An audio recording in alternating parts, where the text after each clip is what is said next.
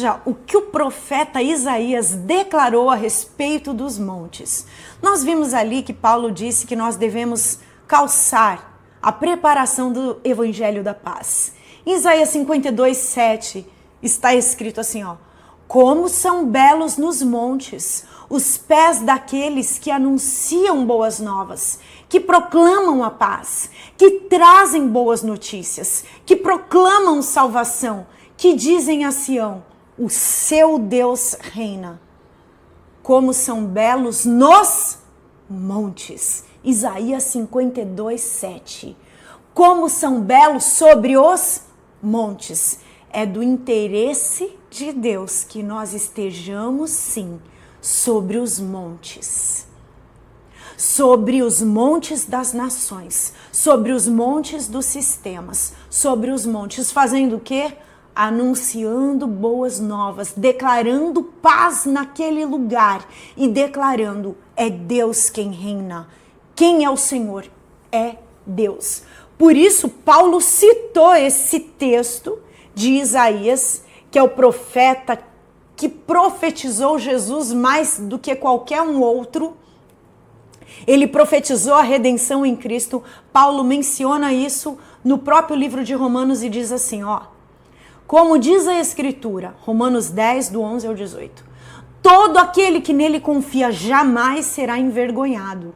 Porque às vezes você acha, ai, eu tinha essa insegurança. Quantos lugares que eu fui, que Deus me confiou uma pequena missão ali, eu estou falando dos montes da sociedade.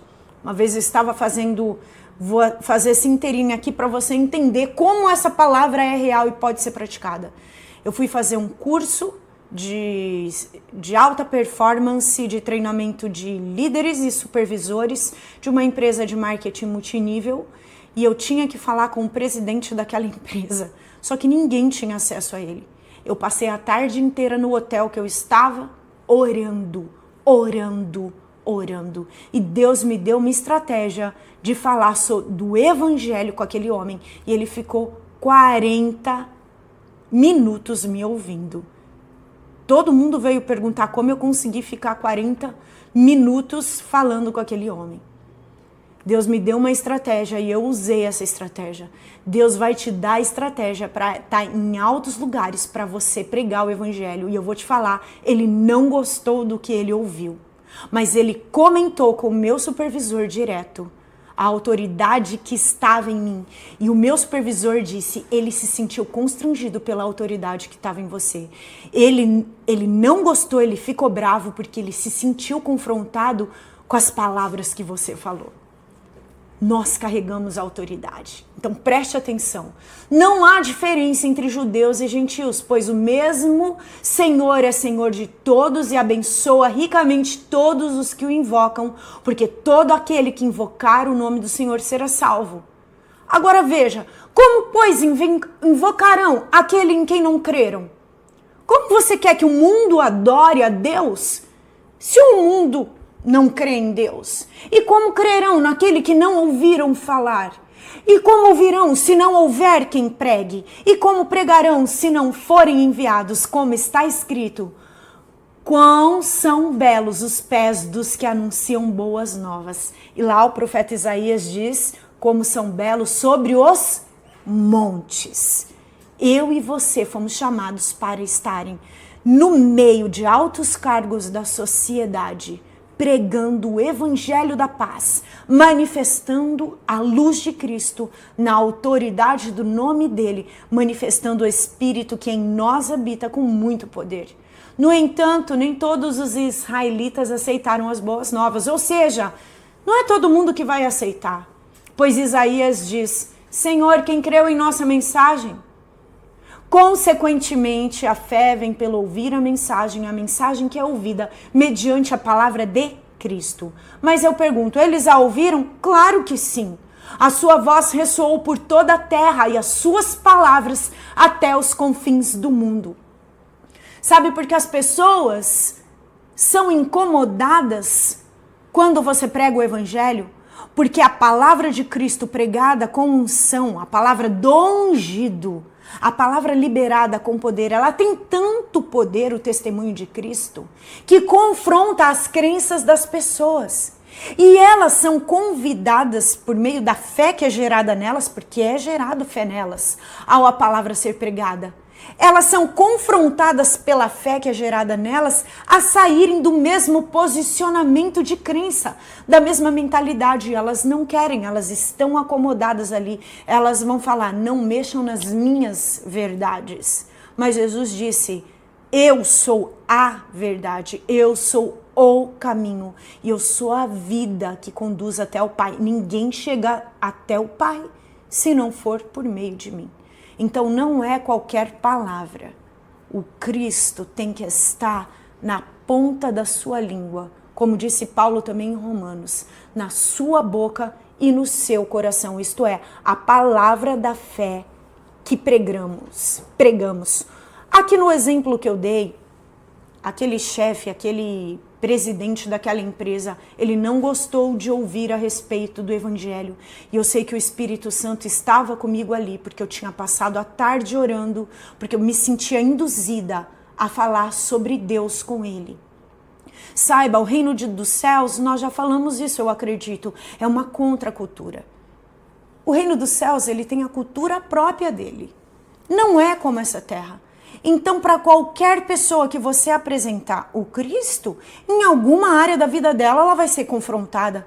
Em qualquer lugar que você apresentar o reino dos céus, aqui no Brasil, por exemplo, nós temos a influência de várias culturas. Em cada estado do Brasil, nós temos uma influência cultural bem diferente uma da outra. Até a pronúncia das palavras, um estado para o outro, difere nos dialetos, nas palavras, nos sinônimos e como as palavras, a comunicação dos povos são liberadas entre si, que são as gírias, a forma de falar do povo e de se comportar. Imagina, o reino dos céus, ele é uma contracultura na cultura nordestina, na cultura do sul, na cultura do centro-oeste, na cultura dos extremos do Brasil. O reino dos céus vai confrontar aquela cultura muito mais nas nações. O reino dos céus não é brasileiro, o reino dos céus não é europeu, o reino dos céus não é americano. O reino dos céus é o reino da cultura, da palavra de Deus, e ela é universal. E ela é para o globo. Que seja feita a tua vontade na terra. Deus não disse, Jesus não ensinou no Brasil, na Europa, ele disse na terra, ou seja, em qualquer lugar da geografia do mundo. O reino dos céus. Jesus veio devolver a possibilidade da influência do reino aqui na terra. Ela acontece em plenitude, como Paulo disse? Não. A natureza criada está aguardando a redenção dos filhos de Deus. E enquanto a redenção não acontece de maneira plena, enquanto o Apocalipse não se cumpre, eu e você somos portais de redenção, de luz, de remissão nos lugares, em todos os lugares dessa terra e para as pessoas. E eu já vou te falar, desde já, porque a guerra é travada, Satanás vai fazer de tudo para você achar que você está enlouquecendo. Ele vai fazer de tudo para te parar. Ele vai levantar uma ira real e uma perseguição, talvez no meio religioso que você frequenta, no meio da sua família, no seu trabalho.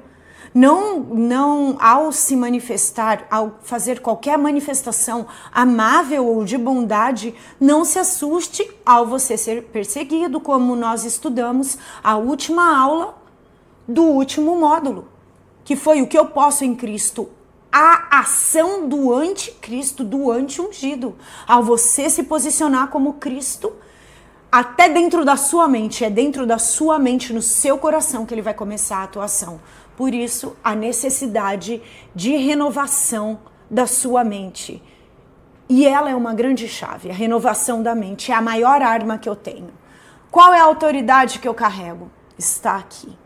As minhas palavras manifestam o meu posicionamento diante das pessoas mostram a autoridade que eu carrego, a forma como eu reajo às circunstâncias. Quando eu vejo uma pessoa enferma, como eu vejo uma pessoa que precisa de libertação, a forma como eu me comporto em relação àquela pessoa mostra a autoridade que eu carrego. Então eu aprendo, renovando a minha mente, a vida no Espírito por meio do Espírito de Cristo, Ele ensinando no meu espírito a viver o céu.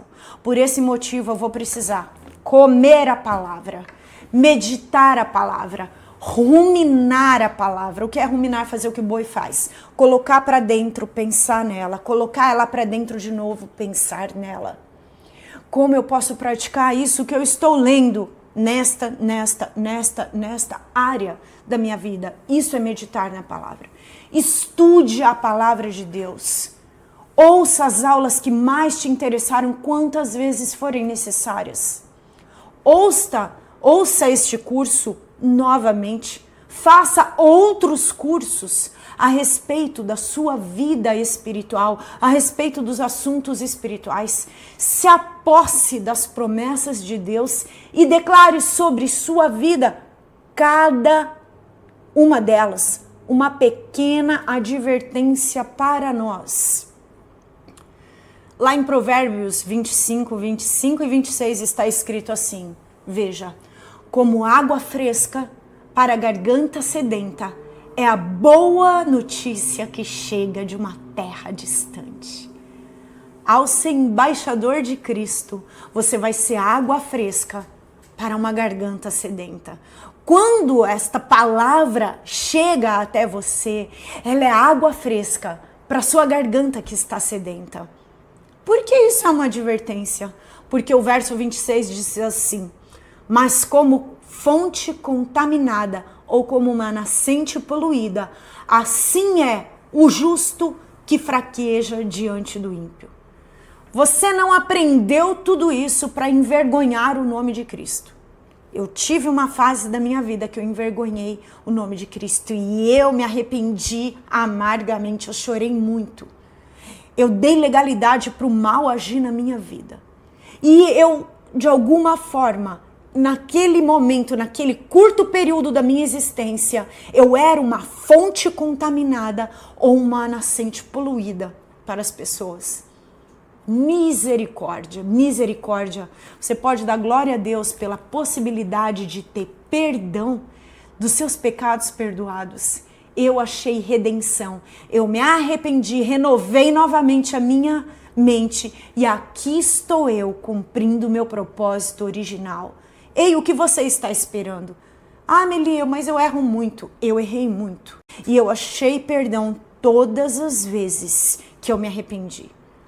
Você precisa buscar arrependimento e ter a sua consciência livre com Deus para cumprir o seu propósito nele. Eu vou terminar dizendo aquele versículo de Romanos 8, 1 e 2, se eu não me engano. Já não há condenação para aqueles que estão em Cristo Jesus, porque a lei do Espírito e da vida te libertou da lei do pecado e da morte. Espero que este conteúdo tenha abençoado a sua vida. Agora eles estão sendo liberados em novos dias da semana, toda terça, quinta e domingo, porque em breve teremos nova programação. Você pode transformá-los em verdadeiras devocionais e reflexões. Sim, as aulas sobre identidade espiritual. Você também pode compartilhá-las com seus grupos de estudo, com seus grupos da igreja. Se você gostou desse vídeo, curta, compartilhe e deixe seu comentário, pois ele é importante para nós e faz com que o YouTube compartilhe com mais pessoas. Aproveite e visite o nosso canal. Nele você vai achar testemunhos e pregações da Palavra de Deus. Eu quero aproveitar e falar para você deste livro que Deus me inspirou a escrever, o Guia Prático para Mulheres Sendo Transformada por Deus em uma Mulher Notável. Um guia para você ser transformada pelo Espírito Espírito Santo. Além de abordar vários assuntos do universo feminino, este guia conta com conteúdo bíblico em cada capítulo, questionários para autoconhecimento e declarações poderosas em forma de orações pessoais para a cura da alma e desenvolvimento pessoal.